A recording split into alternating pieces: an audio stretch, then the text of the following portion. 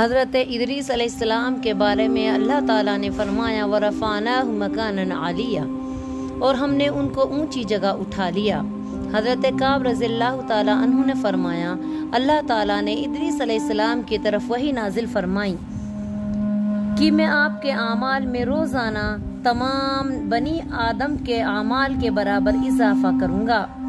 ہوا یوں کہ حضرت ادریس کے دل میں خواہش پیدا ہوئی کہ ان کی نیکیوں میں بہت زیادہ اضافہ ہو جائے۔ ان کے پاس ان کا ایک دوست فرشتہ آیا، انہوں نے اس سے کہا میرے بارے میں موت کے فرشتے سے بات کیجیے تاکہ وہ مجھے زیادہ مہلت دے دے اور میں زیادہ نیکیاں کما سکوں۔ فرشتے نے انہیں اپنے پروں میں چھپا لیا اور انہیں لے کر آسمان پر چلا گیا۔ چوتھے آسمان پر اسے ملکن موت اوپر سے آتے ملے۔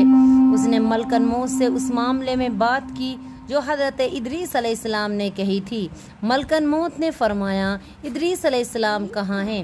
اس نے کہا کہ وہ میری پیٹھ پر ہے۔ ملکن موت نے فرمایا تعجب ہے، مجھے بھیجا گیا تھا اور حکم ہوا تھا کہ ادریس کی روح چوتھے آسمان پر قبض کروں۔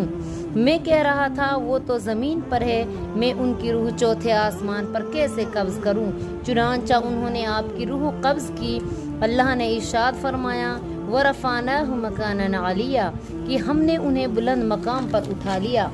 جب حضرت صلی اللہ علیہ وسلم معراج پہ گئے تو آپ کا گزر حضرت ادریس کے پاس سے ہوا۔ حضرت ادریس نے کہا نیک بھائی اور نیک نبی کو خوش آمدید۔ امام ابن اسحاق رحمہ اللہ علیہ نے ذکر کیا ہے کہ حضرت ادریس نے ہی سب سے پہلے قلم سے لکھا۔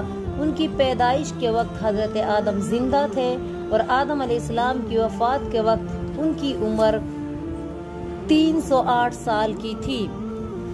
تو حضرت ادریس علیہ السلام وہ نبی ہیں جن کو اللہ پاک نے چوتھے آسمان کے اوپر روح قبض کروائی تھی اور وہیں سے اپنے پاس بلایا تھا۔